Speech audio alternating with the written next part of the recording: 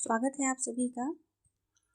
आज हम हिंदी साहित्य के इतिहास से आदिकालीन साहित्य की रचनाएं, रचनाकार और एवं अन्य पक्ष इन सब से संबंधित प्रैक्टिस सेट लेके आए हैं और वो भी आंसर के साथ।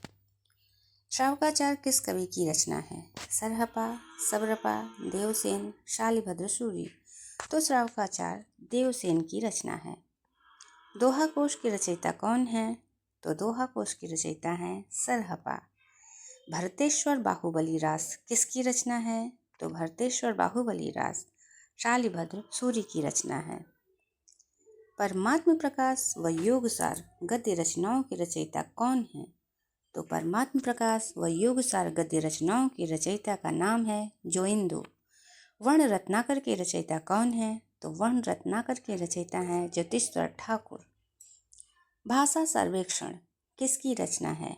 तो भाषा सर्वेक्षण जॉन ग्रियर्सन की रचना है। हिंदी साहित्य का प्रथम इतिहास इस्त्वार द ला लिटरेचर इंडो हिंदुस्तानी किस भाषा में लिखा गया है? यह प्रश्न कई बार एग्जाम में दोहराया गया है और हो सकता है कि आपकी आने वाले परीक्षाओं में भी यह प्रश्न आपको देखने को मिले। तो इसकी भाषा थी फ्रेंच। सच्चे अर्थों में माना जाने वाला हिंदी साहित्य का पहला इतिहास the modern vernacular literature of Hindustan के रचयिता कौन है? तो इसके रचयिता हैं जॉर्ज ग्रियर्सन। हिंदी भाषा में लिखा जाने वाला हिंदी साहित्य का प्रथम इतिहास किसने लिखा? तो जो सबसे पहले हिंदी भाषा में लिखा गया हिंदी साहित्य का प्रथम इतिहास, तो उस ग्रंथ का नाम था शिव सिंह सरोज। उत्तर अपभ्रंश को पुरानी हिंदी कहने वाले प्रथम विद्वान कौन है? तो उत्तर अपभ्रंश को पुरानी हिंदी कहने वाले प्रथम विद्वान चंद्रधर शर्मा गुलेरी हैं। सरहपा को हिंदी का प्रथम कवि मानने वाला विद्वान कौन है? तो सरहपा को हिंदी का प्रथम कवि मानने वाले विद्वान का नाम है राहुल सांकृत्यायन। उक्ति व्यक्ति प्रकरण के रचयिता हैं दामोदर शर्मा। अपभ्रंश व्याकरण के रचयिता हैं हेमचंद्र।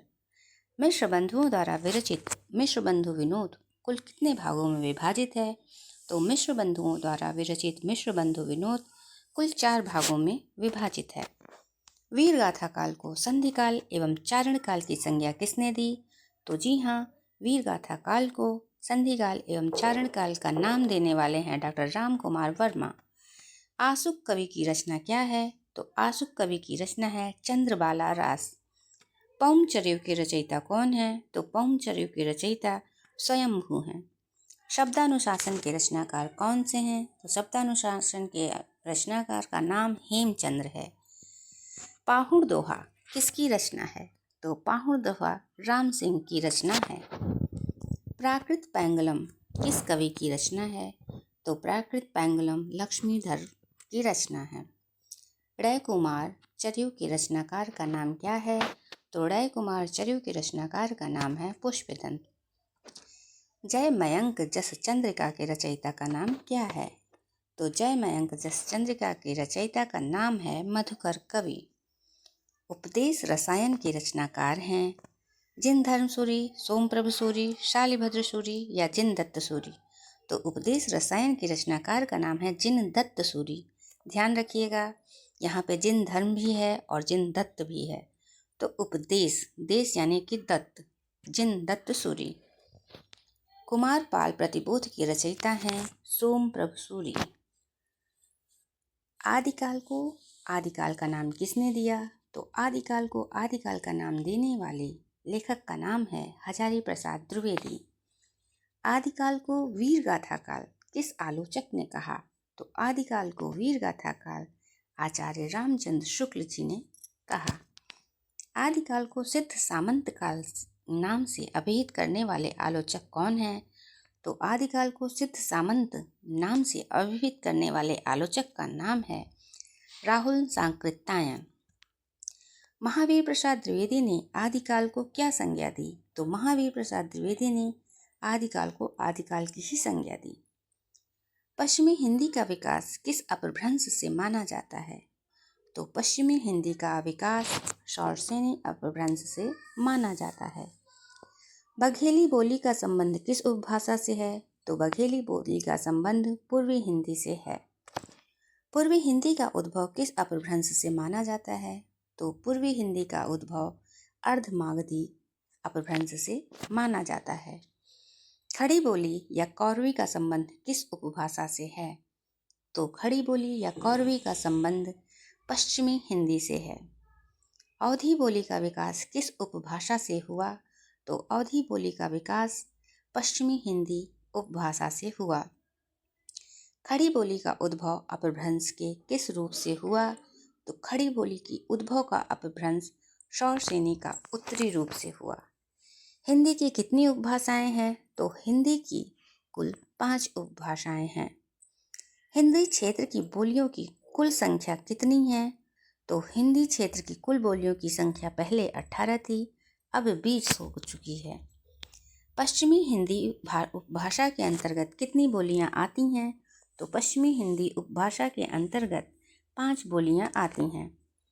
भोजपुरी बोली किस क्षेत्र में बोली जाती है?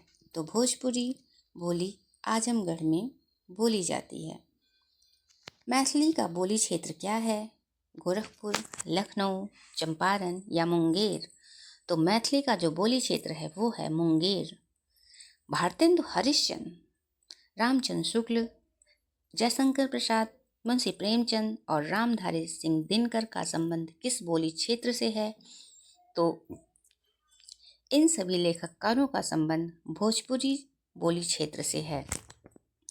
भाषा विज्ञान में प्रायः किन उपभाषाओं को हिंदी माना जाता है?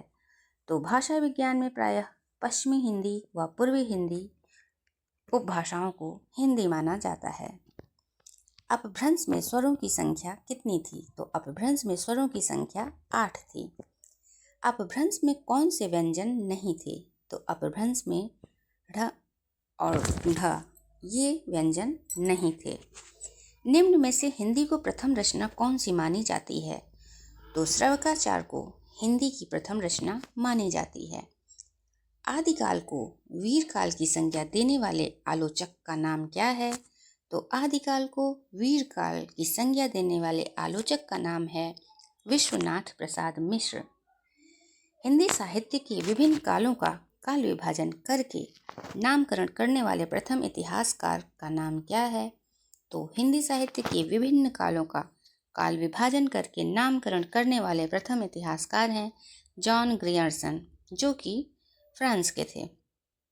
संदेश राशक खंड काव्य के रचयिता हैं अब्दुल रहमान। खुमार रासों की रचनाकार कौन है? तो खुमार रासों के रचनाकार का नाम है दलपत विजय। निम्न में से कौन सा रासो काव्य आल्हा खंड नाम से प्रचलित है? हमीर रासो, पृथ्वीराज रासो, बिसलदेव रासो या परमाल रासो? तो आल्हा खंड नाम से प्रचलित जो रासो काव्य है उसका नाम है परमाल रासो। निम्न में से मूलतः गेय रासो काव्य कौन सा है? खुमार रासो, परमाल रासो, बिसलदेव रासो या हमीर रासो? तो जो मुख्यतः गेय रासो काव्य है उसका नाम है बिसलदेव रासो। तो आज का जो हमारा हिंदी का प्रैक्टिस सेट था उसमें कुल हम लोगों ने 50 प्रश्नों को कवर किया।